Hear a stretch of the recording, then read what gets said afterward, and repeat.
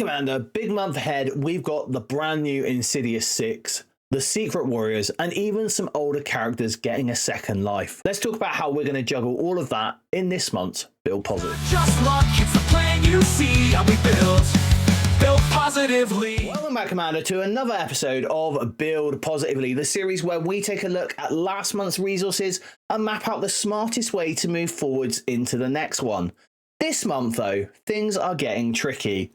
Not only do we have the release of the brand new Insidious Six team, but we're also seeing the Secret Warriors join the mix, which means a lot of fresh characters competing for our gold, training materials, and T4s. But here's the twist. This isn't just about shiny new teams. Oh no. With the Insidious Six dropping, a whole group of older Sinister and Superior Six tagged characters are suddenly finding a new purpose. For free-to-play players like us, that kind of second life investment is huge. It can change who's safe to build and when to pivot resources.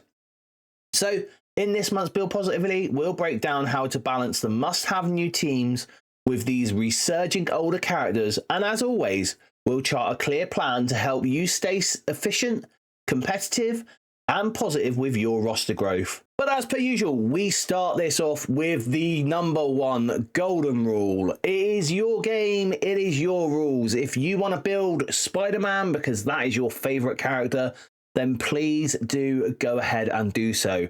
This is a game, we do it to have fun, and at the end of the day, that is what you need from it. So as long as you're having fun in the game, that is the most important thing. However, I started this series off because there were a lot of people that were saying that the game was not free-to-play friendly, they couldn't keep up, and this was really just to show that actually, if you stick to the right path, you can keep up. So what is building positively? Well, quite simply put, it is staying within the constraints of the resources that the game gives us free to play while still keeping up with the current meta of Marvel Strike Force. And to do this, what we need to do is we need to know what our resource income is.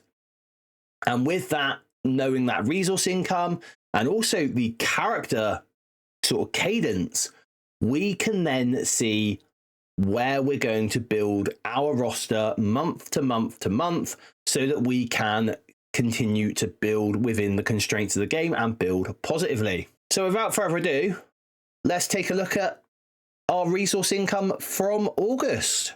And new this month is the chapter currency income. Now, this was asked for by a fair number of the community, so I took it upon myself to start tracking it. And it isn't hard to track, but it also is a little bit time consuming. And I know that we were all thinking the sky was falling when the antimatter changed over and we didn't have this massive, great big slew of antimatter to spend. But I can tell you, we've done pretty damn well for antimatter over the course of August. And so as per usual, we have one of my handy dandy spreadsheets, and we didn't see the implementation of the antimatter store until the 4th of August. We were given 77,000 just as a buffer to start off with, but we need to remember that early doors, we were also still spending our intel down from chapter 1. So they weren't going to give us a ton of antimatter. But you can see over the course of this month, I have earned free to play, because that is the only way you can get the antimatter is by engaging with the game, 2.677 million antimatter. Now, I will tell you now that I have probably missed about 6 to 12,000 worth of antimatter because I keep forgetting to do the Sunday Red Star Blitz and the Premium and Blitz or Blitz on the Sunday that we have. I keep forgetting to do it for some obscure reason. I don't know why. I think it might be because we don't have a blitz to do at the weekend now, really. Like, it's not because we don't have that quick rumble blitz anymore. It's sort of almost knocked me out of my cycle of doing blitzing. So I've been short of antimatter because of that. So your total might vary to mine slightly, but 12,000, it's one character, one set of 5 character shards. It's not going to break the bank. Antimatter overall, looking at it, we had 2,677,200 come into us in August. 28 days in August gave us 95,000 to spend on average every single day. Now that's nearly enough for 3 gear tier 20 pieces. Not quite, but nearly. And do you know what? I think that's good enough. So now on to the usual suspects, gold income recap. And in April, we had an absolutely hoofing month where we bought in 273 million gold. But because of the 30 days in gold, that actually gave us 9 million gold a day to spend. May, gold slightly came down again, 255 million gold over the 31 days, giving you 8.2 million gold. We did have a little bit of an increase in June, 295 million gold, giving us that 9 million gold again to spend over those 30 days. And then another dip in July, 243 million gold, giving us only 7.8 million to spend over the every single day of July. But how did August's gold income look? Well, 272,557,930 was what I bought in free to play over the course of the month. And that's about right. It seems to be where we are sat. In that sort of mid to sort of high 200,000s. That's where we seem to be, where gold is coming in, which is plenty to build your teams with. How did training income look? So in July, our training income was looking like this: 243,234,750 gold costs worth of training materials we bought into the account. And if we followed our usual pattern of leveling a character from level 1 to level 105, 33,203,180 gold to do that, which meant that in July you could level 7.33 characters. Pretty good. So how did August look? Well, slightly down in all honesty, 237,737,525. Again, that same level 1 to 105 cost of 33 million. That means that you could have leveled 7.16. So still 7 characters. So that's still 2 characters above the monthly 5 characters that we get, assuming that you are taking all 5 of those characters, so the 3 new characters and the 2 reworks, up to level 105. But still,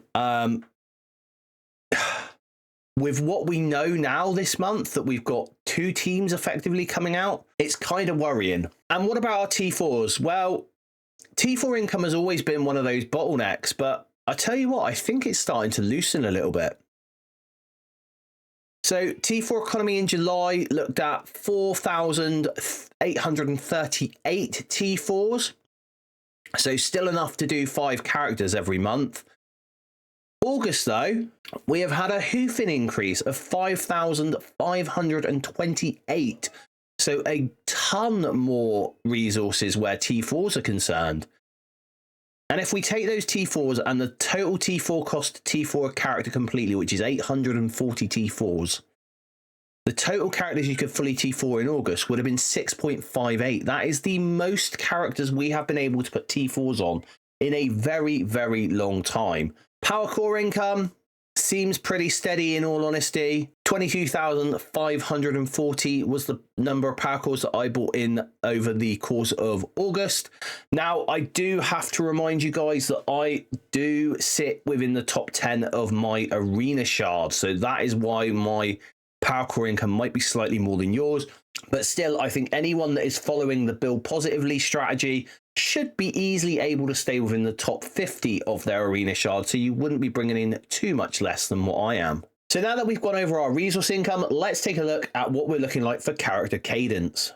And again, something I always do look at is the character cadence. And I've got a spreadsheet here, which I will leave in the description down below for you guys to have a look at, because I always keep this one up to date. So this is the start of January all the way through. You'll see that there is a nice little thing here. My unlock date, Professor Xavier, 19th of August. So it took me 127 days to unlock Professor Xavier from when his initial release was, so when the saga went live. And as a free-to-play player, I don't think that's too shabby. But what have we got coming around the corner? Well, we've obviously got the Hellfire Club. That is the most recent team that is in the wild. I say that, but we have had Shocker release yesterday. So we still have, well, we're still awaiting, if you are fully free to play and you haven't used the Intel store or anything like that, you're still awaiting to unlock Rachel Summers and Sebastian Shaw. Azazel you should have unlocked by now. You should also have Blastar unlocked by now if you have been keeping up with month 1. So coming forwards, looking forwards this month, we've got the new Insidious Six team. So that is reworks to Shocker and Vulture. Now, although these guys don't have the tag, they are going to be needed in the Annihilation raid. And they are joining new characters, Scorpion, Hobgoblin, and Superior Spider-Man. And if you want to see what I recommend for T4s and how to build them, then a link up in the top here to the how to build guide on that team will be there. We do also have another team which I haven't put a how to build guide out yet, which is the Secret Warriors. Now this is Phantom Rider, who is a brand new character and will be coming to us like we had with Ares if you were around at that point. So he will be available in the battle passes, and then reworks to Quake, Yo-Yo, Negasonic, and Domino. We'll discuss this in a little bit later and probably in a later video as well. Now, some of you might have noticed that I have left off the reworked characters for the Infestation here as well, and that is on purpose. This is aimed at free-to-play players, and I will be completely honest with you. I think that the Infestation, if you are free to play, is a complete and utter resource trap. And so not only do I track the character release schedule, but I also track what the average release schedule is. So in July, we're looking at the average days between paid releases was 10 days, and the average days between releases free to play was sat at 21.38 days. In August, that didn't change at all for paid releases, but free-to-play days, we have slipped out another day again. So we are up to 22.48 days, which is, you know, it's not too bad. Being 12 and a bit days behind your paid releases, so you're effectively 2 characters behind each paid release, free-to-play. It's acceptable. You know, the guys who are paying for this game are who are keeping the lights on, so they need some sort of advantage. Now, I do have a theory. However, this month, I believe that theory has been debunked.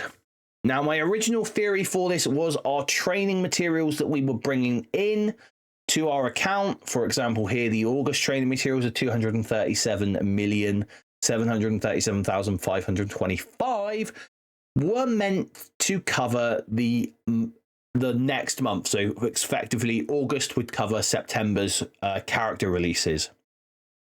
However, we see here that our total characters we could fully level in August was 7.16. And if we look back to our dates in September, and we don't include the reworks to the Infestation team, we're looking at here a total of 10 characters, which is obviously way above the 7 characters worth of resources that we got. So this month is going to be the tester. Will we get enough training materials this month to level 10 characters? We'll see. All right. So this picture, for those of you who have seen this series before, you will know has been in it since day 1. And the reason for that is because this game is all about creating strategy. It is a strategy game. And to create a strategy, you've got to think about the strategy, which we've done. You know, we've done that. We've looked at all the resource income. We've looked at all the variables that we have in the game. And so now we can do a plan of the strategy. And that's what we did in the very, very first Build Positively video. And from then on, we've been managing that strategy. So let's take a look at my Build Positively strategy in August and how that went and what I'm going to be doing in September. But first, we need to stop off at the car sales room. And why do we stop off at the car sales room? Well, for those of you who are new around here, characters in Marvel Strike Force are very much like cars on a forecourt. As in, as soon as you get them or as soon as they come out, they start to depreciate in value. A bit like a car on a car forecourt. As soon as you drive it off the forecourt, it's starting to depreciate in value, which means we need to be building those characters as soon as we get them. And so we have come up with a strategy, and this strategy has changed. This is all part of the managing of the strategy. This is currently the strategy that I am using every single day that I play Marvel Strike Force. So we're doing it on a 10-day rota because that is the time period between paid characters.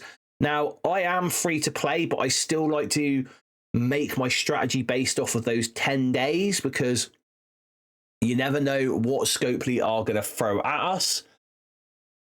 So day one, when we get a brand new character, we are going to level that character to level 105.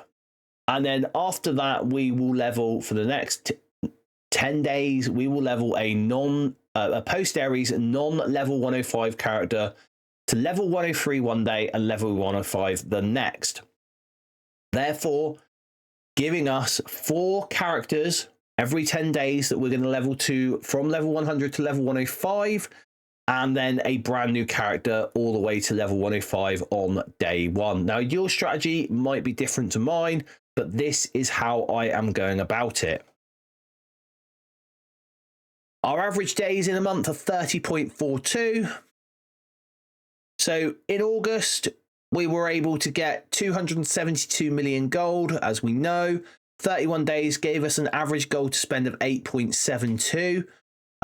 Well, if you look at this, apart from the day when we do our brand new character, we're not actually spending anywhere close to this 8.72 million gold, or this 8.792 million gold, sorry. And so the gold that we've got that we're like taking over from these bits here can actually go into our total here. And our training materials, well, if we say there's 30 days in a month, that's 3 times this. So that's 216 million, 217 million. And we brought in last month 237 million. So we would have 20 million golds worth of training materials over and above what we actually did if we did this strategy. So what was I looking at doing last month? Well, here we go. This is what we were looking at doing. So it was the Hellfire Club month. So I always wait until the we know when the first member of the Hellfire Club is coming out, or the first member of the new team is coming out, to start building the reworks for that team. And we build them up exactly as you see here. So level 90, level 95, level 100, and then our 105, 103. We also put here Azazel and Rachel Summers and Sebastian Shaw because we didn't know what was happening there. And we also had a good idea that we were going to get Blastar. And then we were working through the old characters, or the post-Ares characters, for the rest of the month. That's what we planned to do. What did we actually end up doing though? Because that was slightly different.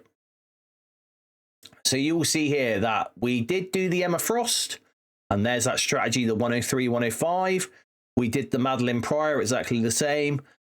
But then we had that announcement about the Annihilation raids, and so I started to pivot and go back to do Man-Thing for my Night Stalkers, just to make sure that he was at the right level for the highest difficulty of the Annihilation raid that we could do.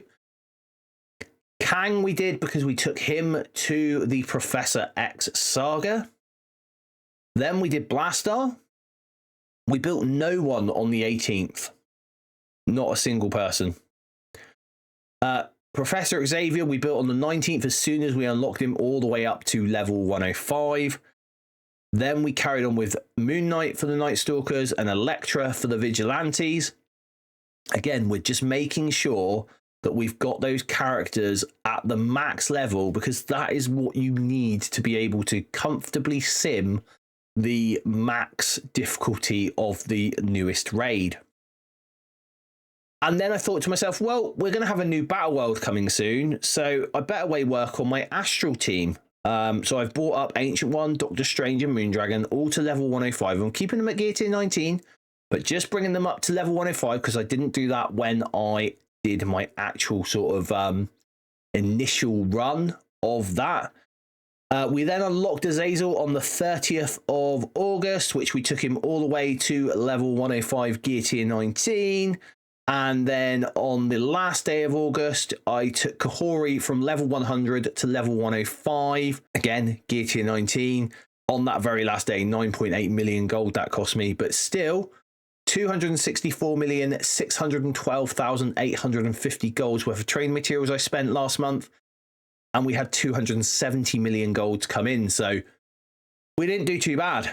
Now, it's at this point that Howard the Duck always likes to give you a bit of a pep talk, and this month his pep talk is that real change, enduring change, happens one step at a time. And that is true in Marvel Strike Force. If you want to change your roster, it is a slow process, but it can happen. You've only got to look at where my roster was 12 months ago to see the difference in what we've done. And that is all thanks to the jumping off point, which we're going to leave a card up in the top corner of this screen here. Okay, so here's the transparency thing as well. Training materials that I've got today. So this is a screenshot I took whilst I was making this PowerPoint presentation today. And this is live. This is what I've got in training materials sat here. So 7,466 green training materials, 30,450 blues, 13,554 purples, and 127 of the golds. And you can see here that each green is worth 315 gold. Blues are worth 1,250 gold. Purples will get you 5,000 golds worth of training done. And the gold training modules will get you 10,000 golds worth of training done. And so with that, we have my total, which is like my store total, 109,454,290 golds worth of training materials just stored up, just waiting for that pivot if I need to. All right, so let's take a look at September's Build Positively strategy. And I've got to admit, guys, September is a bit up in the air for me, if I'm completely honest. So I know I want to do the new members of the Absolute A-Force. That is a definite, because I use them not only in War Defense, but Medusa is being very good in the Room 1 of Cosmic Crucible at the moment. So I want to take them to level 105 because they still are some of those post-Ares stats teams that I haven't yet done to 105. Now, hot off the press, I have literally just got Rachel Summers unlocked as we record this. So she will be built later on this evening when reset comes around.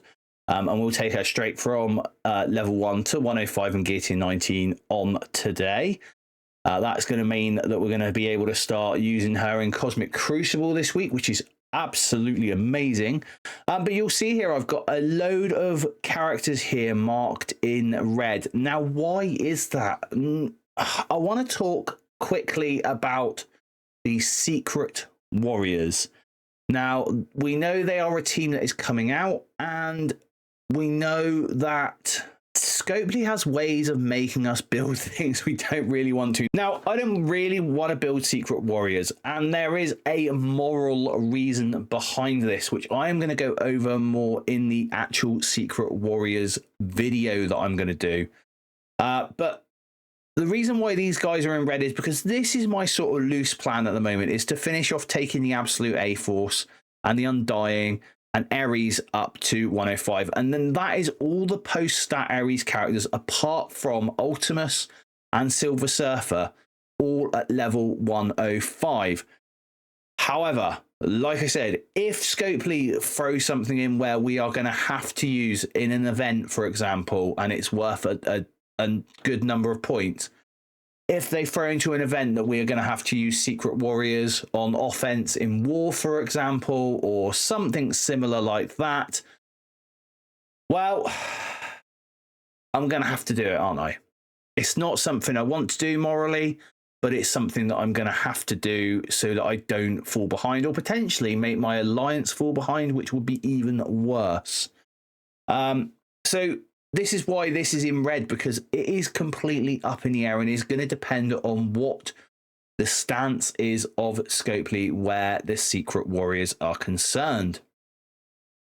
And the reason for this is because my Quake, my Yo-Yo, my Domino, my Negasonic, all of them aren't very well built at all. In fact, they're worse built than my Shocker is at the moment, which is awful to say the least. So they would require a huge amount of resources to bring them up to where we would need to have them.